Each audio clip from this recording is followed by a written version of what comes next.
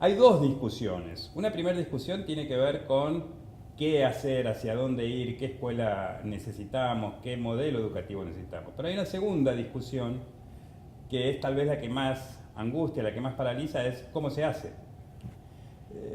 En ese sentido, tenemos acá el lujo de tener a Leonardo Garnier, que Leonardo fue durante 8 años ministro de Educación de Costa Rica. Mira, tal vez como para poner un poco en contexto ese caso un poco extraño de Costa Rica. Costa Rica hizo un esfuerzo muy grande de los años, digamos, de 1960, 1980, partiendo como el resto de América Central de una posición muy baja. Si te vas al 60, la cobertura de la secundaria era como de un 20%, que es bajísimo. Del 60 al 80 hubo un aumento muy sólido, aumentó de ese 20% a un 60%, que sigue sin ser alto, pero pasar del 20 al 60 fue un gran esfuerzo, y ahí nos agarró la crisis de principios de los 80 y lo que fue el periodo posterior a la crisis. La cobertura no es que se estancó, sino que se cayó otra vez del 60, bajó al 50 y pasamos 20 años, de 1980 a más o menos el año 2000, con una cobertura alrededor del 50%. O sea, estás diciendo que la mitad de las jóvenes y los jóvenes costarricenses ni siquiera entraron a la secundaria en esos 20 años. Cuando llegamos al ministerio en el 2006, que teníamos bastante claro este diagnóstico, no tanto educativo, sino de lo que le estaba pasando al país, sí nos planteamos que una de las prioridades tenía que ser seguir aumentando la cobertura, que ya había empezado a subir, digamos, después del 2000, pero faltaba muchísimo. Entender por qué era que no crecía, y ahí un poco, siempre el lenguaje es bueno tener palabras claras. A veces los amigos más técnicos se molestan un poco, pero nosotros decimos, miren, nos están pasando tres cosas. Claramente hay un fenómeno de exclusión, o sea, hay gente que no llega al colegio por sus condiciones socioeconómicas, por la zona en la que viven, por, ¿verdad?, las cosas que conocemos. Entonces, eso que podríamos llamar exclusión, hay que enfocarlo con cierto tipo de medidas, pero hay muchísimos jóvenes que están saliendo del sistema educativo porque fracasan. El sistema educativo expulsa muchachos. Y eso no es simplemente un fenómeno socioeconómico de exclusión, algo está pasando dentro del sistema educativo que estos chicos no logran el proceso de aprendizaje. Y lo último, que era algo que ya se había visto en el proyecto del Estado de la Educación que existe en Costa Rica, en unas encuestas que hicieron con muchachos y muchachas de secundaria, preguntándoles por qué se van del colegio, y la respuesta era muy simple, porque es aburridísimo. Claro. O sea, no me sirve, no me interesa, me da pereza, y entonces ahí como para que nos rimara, porque teníamos exclusión y teníamos expulsión, dijimos, no, esto es como repulsión, lo que está causando el sistema. Además de una tríada ahí Exacto, de... a mí los triángulos siempre son bonitos. y, y entonces lo que hicimos fue ir armando un proceso de reformas que atacara estas tres causas del fracaso de la secundaria, de una forma bastante coordinada, y creo que los resultados han sido buenos. Eso implica empezar a tomar decisiones, asignar recursos, armar equipos. ¿Esos tres polos fueron ordenadores de ese ejercicio o quedaron simplemente como... No. Eh, Tal vez algo, me decías que es importante el cómo hacer las reformas. Algo que sí teníamos muy claro es esa tentación de dos grandes extremos, como de la gran reforma educativa que pretende abarcar todo, y dijimos, no, vamos a seleccionar, vamos a tener unas cuantas prioridades, que guíen las cosas que vamos a hacer, pero sí tratamos de que esas prioridades no se quedaran, digamos, en esas frases altisonantes que a veces tenemos los que estamos en el cargo de ministro de Educación. Tenían que traducirse en acciones que finalmente llegaran a las aulas.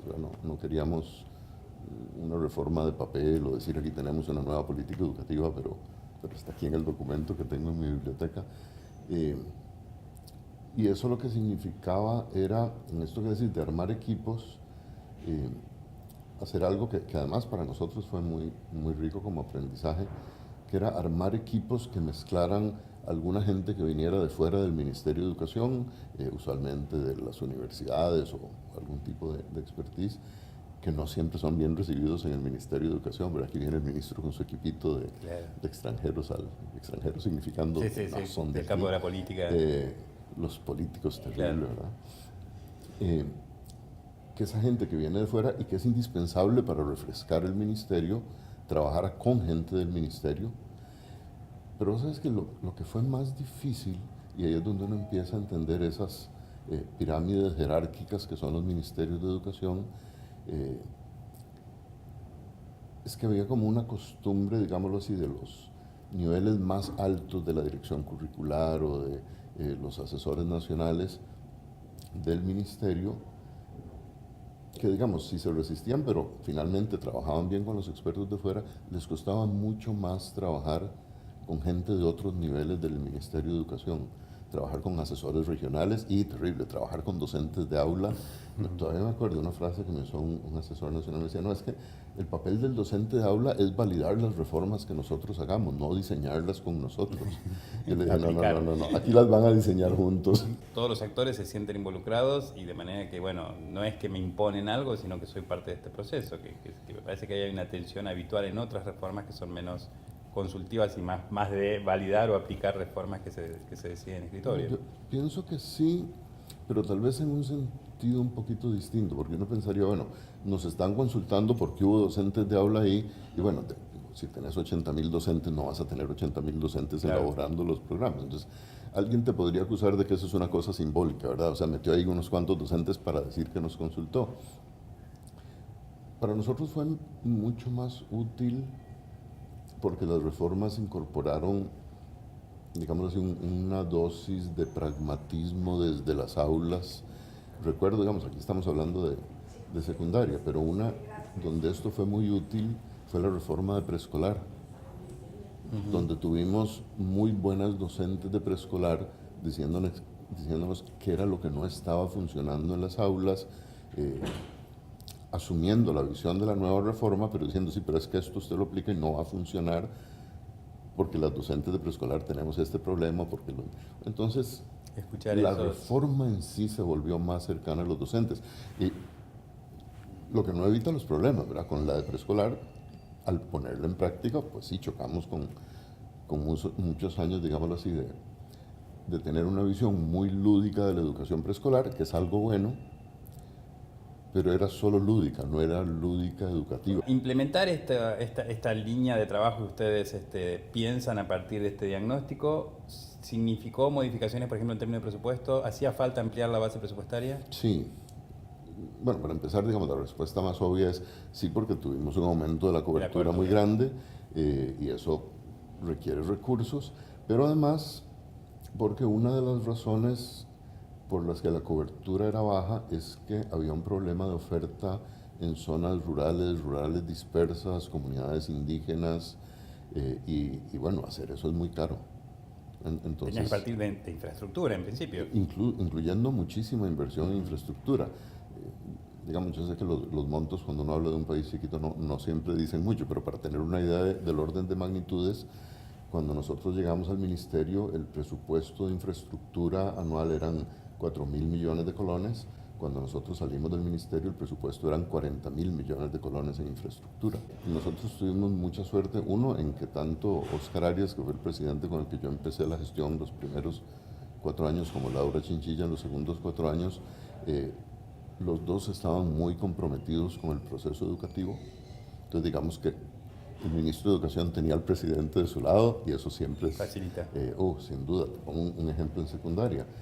En la segunda parte, que es la que corresponde a Laura Chinchilla, ella en campaña ofreció duplicar la oferta de colegios técnicos de secundaria, lo cual a mí casi me da un infarto porque duplicar la oferta de colegios técnicos es una cosa enorme. O sea, pasamos, y efectivamente al final la cobertura de los colegios técnicos pasó de un 18% a más de un 26%, con el doble de colegios. En un caso como el de los colegios técnicos, es muy difícil para un ministro de Hacienda decirle al ministro de Educación, no tengo dinero para el proyecto prioritario de la presidenta. Claro. Entonces, digamos que eso, que yo ahí sí lo llamaría la suerte de tener presidentes preocupados por la educación, fue bien importante.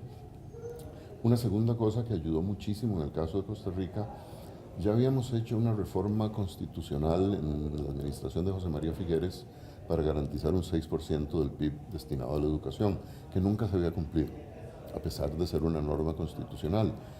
Cuando nosotros llegamos, el presupuesto estaba como en un 4,7% del PIB. Empezamos a aumentarlo para acercarnos al 6%, pero se presentó una coyuntura muy favorable en que distintos partidos políticos plantearon una segunda reforma constitucional para llevar ese piso al 8% del PIB. Y efectivamente eso se aprueba, lo cual le da O sea, no solo tenías la presidenta de tu lado, sino la Constitución. Volvamos a los tres focos que fueron el diagnóstico inicial. Uno tiene claramente que ver con lo que va más allá de la educación, que es un poco el contexto social, lo que uno podría pensar, este tema de un sistema excluyente para ciertos sectores, donde desde la educación hay mucho para hacer, pero me parece que más articuladamente con las otras áreas sociales. Pero hay otros dos que me parece que sí ponen casi exclusivamente el foco en la escuela. Digamos, el componente que decía, bueno, por un lado una escuela que expulsa y por otro lado una escuela que aburre. ¿Y por dónde vinieron las respuestas, las reacciones, las líneas de acción para revertir esas dos características de la oferta educativa? Mira, se juntaron, incluso yo te diría que las tres cosas, porque por el lado de la exclusión se reforzaron mucho lo que en Costa Rica se llaman los programas de equidad, que es, para ponerlo en lenguaje de economista, cómo compensamos el costo de oportunidad de la educación. Entonces, dar más transporte.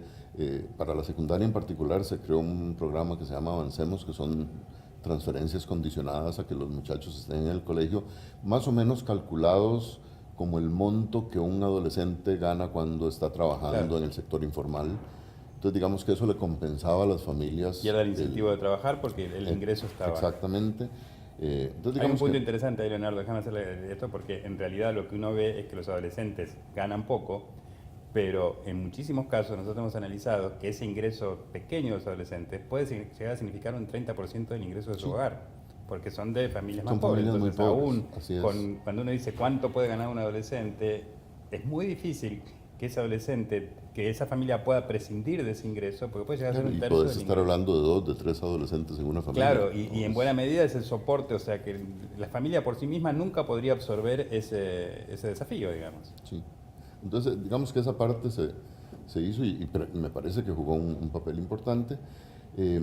Por el lado del sistema educativo propiamente dicho, encontramos dos tipos de problemas distintos. Uno, que digamos más típicamente curricular, de cómo están organizados los procesos de aprendizaje.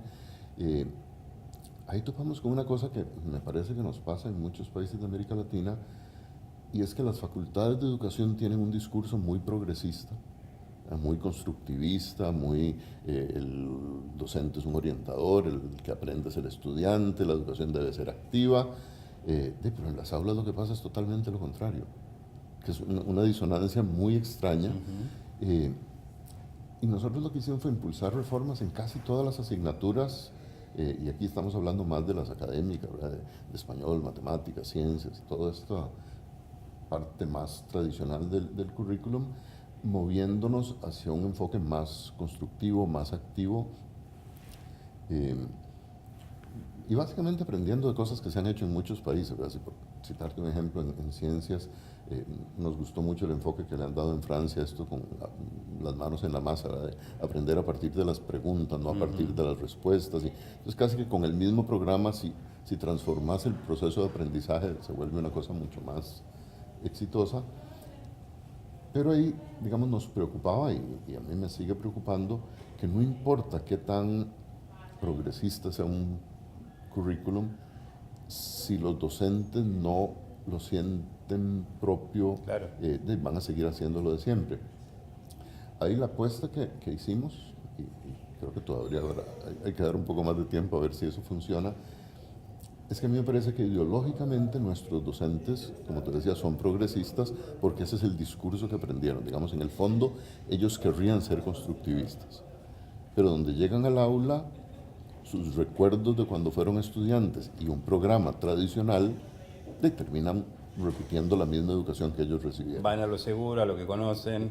Entonces yo creo que el apoyo de programas más explícitamente participativos, trabajo por proyectos, resolución colaborativa de problemas, en fin, todas estas cosas que se hablan ahora, con cuidado de no hacer más de lo que nuestros docentes están preparados para hacer. Y te pongo un ejemplo, está muy de moda hablar, en parte por Finlandia y en parte por los jesuitas de Barcelona, de eliminar las asignaturas, ¿ya? Y hacer una escuela sin asignaturas total. A mí me parece lindísimo. No tenemos los docentes para hacer eso. Entonces, también... Está condenado al fracaso un proyecto de esas características si no va de la mano. Entonces, digamos que aquí nuestras reformas fueron, yo te diría, todo lo progresistas que creímos que era realista hacer. Pero al mismo tiempo, y era la otra cara de la moneda en este mundo académico, no solo topas con la parte más, digamos, lo que normalmente llamamos curricular, sino con esa parte de lo curricular que es la parte más represiva, la evaluación, las notas, bueno, en muchos de nuestros países la repitencia. Claro. Y ahí, con esa misma lógica, digamos, de hacer cambios que fueran importantes, pero no tan fuertes que fueran rechazados por el sistema,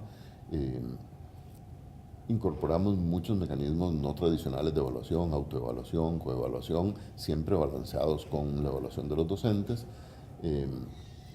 Eliminamos la repitencia brutal que teníamos en Costa Rica, no, sé que no es así en todos los países, pero si un estudiante perdía una asignatura, tenía que repetir el curso completo, que era una cosa brutal. Y después de repetir 2 veces el curso completo te vas. La relación entre repitencia y abandono era muy, muy alta. Entonces incorporamos ahí un sistema imperfecto, y fue a propósito imperfecto, yo creo que tiene que seguir evolucionando, donde tienen que repetir la asignatura que perdieron, pero pueden ir adelantando cosas del año siguiente, lo cual a los directores les pareció terrible porque les complica la administración del centro educativo, pero yo les dije, miren, si para que a ustedes no se les complique, yo tengo que hacer repetir a un estudiante el año completo, entre el estudiante y el director yo escojo al estudiante. Claro. Leonardo, ¿existe el planeamiento educativo? Demasiado. ¿Cómo es? O sea, porque este es el Instituto de Planeamiento, nosotros pensamos en herramientas, formaciones, asistencia técnica, permanentemente dialogamos con los equipos en lo que es el planeamiento, pero realmente, o sea, ¿cuánto es planificable? El planeamiento tradicional que presuponía que todo era planificable entra en crisis, entonces, ¿cuál es el diálogo entre el planeamiento, el devenir de la historia, la fuerza de los actores? Mira, yo recuerdo uno de los tantos informes de McKinsey sobre la educación. Se hacía una pregunta divertida porque estaban viendo, no era sobre planificación, pero era muy relacionado, sobre sistemas más centralizados y sistemas más descentralizados.